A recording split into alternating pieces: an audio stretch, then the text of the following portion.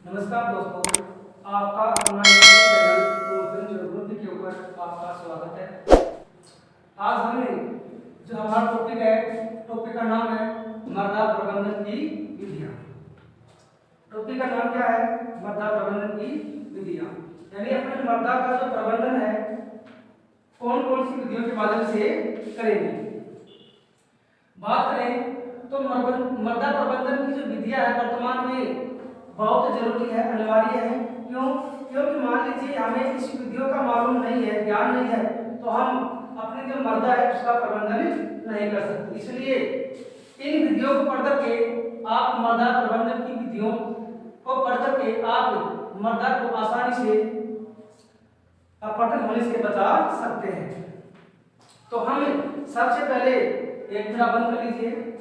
तो सबसे पहले हम जो पहली विधि है उस विधि का नाम है वनस्पति आवरण तथा संरक्षित वनारोपण। इसका मतलब यह है कि वनस्पति के आवरण तथा उनसे संबंधित जो वनारोपण है वो करके हम मृदा जो प्रबंधन है उसकी विधि में आसानी से इनको लागू कर सकते हैं। यदि मान लीजिए हमारे पास भूमि है, उस भूमि के ऊपर वनस्पति आवरण यानी ज्यादा वन होंगे, उस भूमि के ऊपर ज्यादा वन होंगे तो वहां का जो भूमि का कटाव है वो बहुत ही कम होगा।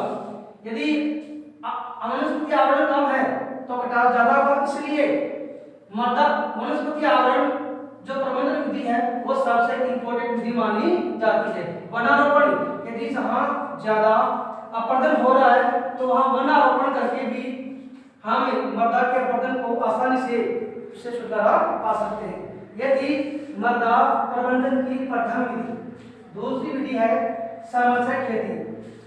यानी समन्वय खेती के माध्यम से भी हम मृदा का प्रबंधन कर सकते हैं। समन्वय खेती क्या होती है? यानी ऐसी खेती जो ढलान के ऊपर की जाने वाली जो खेती होती है वो समन्वय खेती कहलाती है। ढलान में पानी को रोकने के लिए वहां सीढ़ीदार खेत बनाए जाते हैं। उन सीढ़ीदार खेत बनाने के बाद में जो जल का प्रवाह होता है वो कम हो जाता है। इसलिए समन्वय खेती होती है वो मृदा प्रबंधन का एक महत्वपूर्ण विधि मानी जाती है। कितनी विधि हो गई? दो। कौन कौन सी? वनस्पति आवरण तथा संरक्षण संबंधी विधि। दूसरी है समन्वय खेती, ये भी पूरी हो गई। अब तीसरी विधि कौन सी है? वेदिकाकरण। वेदिकाकरण यानी वेदिकाकरण एक मृदा अपरदन की एक प्रबंधन विधि मानी जाती है। इसका मतलब यह है कि हम भूमि का कोई भी क्षेत्र पर एक बड़े आकार के रूप में, एक बड़े सीढ़ीदार खेत के आकार के रूप में उसको लेकर के हम मृदा का प्रबंधन कर सकते हैं। यानी समन्वय खेती का रूप ही वेदिकाकरण है। ये छोटा होता है और ये इनसे बड़ा होता है। कौन सा? वेदिकाकरण। इस प्रकार से हमारी तीन प्रबंधन की विधियां हो गई। कौन कौन सी? वनस्पति आवरण, समन्वय खेती और तीसरी है वेदिकाकरण। अब चौथी जो प्रबंधन विधि है उसका नाम क्या है? उसका नाम है पलवार बनाना। क्या बनाना? पलवार। यानी पलवार बनाना अपने आप में मृदा प्रबंधन की एक विधि है। मान लीजिए पलवार का मतलब यहाँ पर यह है कि हम कोई भी भूमि के ऊपर कृषि करते हैं तो उस भूमि के अंदर अधिक कठिन फसल को छोड़ देते हैं। वो अधकठिन फसल ही एक पलवार के नाम से जानी जाती है। जैसे अपने सरसों की खेती होती है, उसके बाद में गवार की खेती या चने की मान लीजिए, ऐसी फसल है जिसको हम आदि को काटते हैं और आदि को खेत के अंदर ही रख देते हैं, जिनसे वो पलवार बन करके मृदा का प्रबंधन करते हैं। इसलिए आप चार जो विधियां उसको आप आसानी से समझ गए। अगली जो पांचवी विधि है उसका नाम है फसल चक्र। यानी फसल चक्र भी अपने आप में मृदा प्रबंधन का एक बहुत ही महत्वपूर्ण विधि माना जाता है। यानी फसल चक्र यदि अपन नहीं अपनाएंगे तो मृदा का अपरदन होगा। अपरदन नहीं, मृदा की जो उपजाऊपनता होती है वो भी लगभग एक दिन समाप्त हो जाएगी। मान लीजिए अपने खेत के अंदर लगातार फसल बो रहे हैं, एक ही फसल को लगातार बो रहे हैं। यदि एक ही फसल को लगातार बोएंगे तो फिर उस भूमि या उस खेत की जो उपजाऊपनता है वो काफी कम हो जाएगी। यदि हम एक खेत के अंदर अलग अलग फसल बोते हैं। मान लीजिए इस समय हम बाजरा बोए और आने वाले साल के अंदर हम बाजरा के गवार बोएंगे, यानी फसल को अदल बदल कर बोएंगे, तो ये क्या कहलाएगा? फसली चक्र। यदि फसल चक्र अपन सही अपनाते हैं तो मृदा का जो अपरदन होता है वो रुक जाएगा। अपरदन ही नहीं, मृदा की जो उपजाऊ बनता है वो भी काफी हद तक सही हो जाएगी। इसलिए फसल चक्र है वो भी अपने आप में एक मृदा प्रबंधन की विधि के नाम से जाना जाता है। अब हम अगली बात करें पट्टीदार कृषि। पट्टीदार कृषि भी अपने आप में एक मृदा प्रबंधन की विधि है। क्यों? क्योंकि हम अपने खेत को एक पट्टीदार खेत बना करके उसमें कृषि करेंगे। पट्टीदार खेत बना करके कृषि करेंगे तो उसका जो पानी है वो वहीं की वहीं रहेगा, पानी आगे जाएगा नहीं। यदि पानी आगे जाएगा नहीं तो मिट्टी का अपरदन भी नहीं होगा। इसलिए अपने पट्टीदार जो कृषि होती है उसको भी मृदा प्रबंधन की एक विधि मान सकते हैं। अब मृदा प्रबंधन की जो अगली विधि है उसका नाम है शुष्क विधि। शुष्क विधि का मतलब यह है शुष्क कृषि का मतलब यह है कि ऐसी कृषि जिसको पानी कम मात्रा में चाहिए। बहुत सी कृषि है, ऐसी फसल हमें उगानी चाहिए कि वो फसल या उस फसल के लिए कम मात्रा में पानी उपलब्ध हो या कम मात्रा में पानी चाहिए। तो ऐसी खेती यदि अपने एरिया में या भूमि में करेंगे तो भी मृदा का अपरदन क्या होगा? कम होगा। तो शुष्क कृषि को अपना करके भी हमें मृदा प्रबंधन में अपने योगदान दे सकते हैं।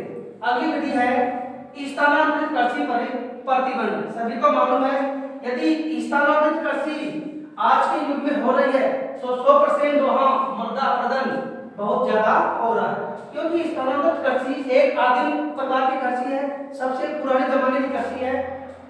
स्थानांतरित का मतलब है इस कृषि को स्थान परिवर्तन के कारण इसे स्थानांतरित कृषि के नाम से जाना जाता है। मान लीजिए पहले के जमाने के अंदर लोग घुमक्कड़ स्वभाव के थे तो वो एक स्थान पर टिकते नहीं थे, इसलिए आज वो इस समय यहाँ के पेड़ काट करके उनको जला करके यहाँ की भूमि को उपजाऊ बना करके 1-2 साल कृषि कर लिया, लेकिन बाद में वो आने वाले समय के अंदर यहाँ से छोड़ करके मान लीजिए यहाँ की जो मिट्टी है वो अउपजाऊ हो गई तो यहाँ से छोड़ के वो अगले या अन्य स्थान पर चले गए तो वहां पर भी ऐसी प्रक्रिया अपनाएगा। इसी कारण इसे क्या कहा? स्थानांतरित कृषि।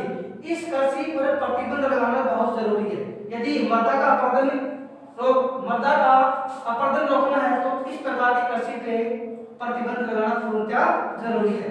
अगली विधि है पशु चारण पर नियंत्रण। वर्तमान समय के अंदर पशु चारण भी मृदा अपरदन का एक प्रमुख कारण माना जाता है। जहां जितने ज्यादा पशु चारण उपलब्ध होते हैं वहां भूमि का अपरदन भी या मिट्टी का अपरदन भी उतना ही ज्यादा होता है। पशुओं के लिए कोई स्थायी चारागाह होना चाहिए। पशुओं के लिए क्या होना चाहिए? एक स्थायी चारागाह। यदि पशुओं के लिए कोई स्थायी चारागाह होगा तो उस पे सरकार का जो अंडर में रहने से उस पे मतलब जो मृदा अपरदन है वो काफी हद तक कम होगा। इसलिए पशु चारण पर नियंत्रण करने से मृदा के अपरदन को रोका जा सकता है। इसी कारण पशु चारण पर नियंत्रण मृदा प्रबंधन की एक विधि मानी जाती है।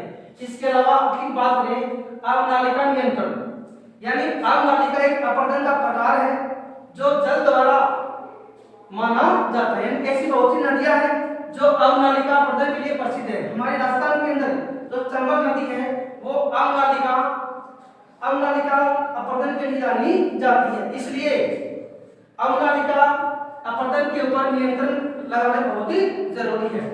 लास्ट है बाढ़ क्षेत्रों का संरक्षण, यानी जहां ज्यादा बाढ़ आती है उस क्षेत्रों का संरक्षण अति आवश्यक है यदि मृदा अपरदन को रोकना है तो। क्योंकि मान लीजिए जिस क्षेत्र में ज्यादा बाढ़ आएगी तो वहां सामान्यतः मिट्टी का ज्यादा अपरदन होगा। मान लीजिए हमारे एरिया के अंदर बाढ़ आ रही है तो लोगों के घरों के अंदर बाढ़ का पानी जाने से वहां पे मिट्टी भर जाती है। इसलिए बाढ़ क्षेत्रों का संरक्षण भी अति आवश्यक है यदि हमें मृदा अपरदन को रोकना है तो। इसीलिए बाढ़ के क्षेत्रों की संरक्षण को हम मृदा प्रबंधन की एक विधि मानते हैं। आज के लिए इतना ही। Okay, thank you.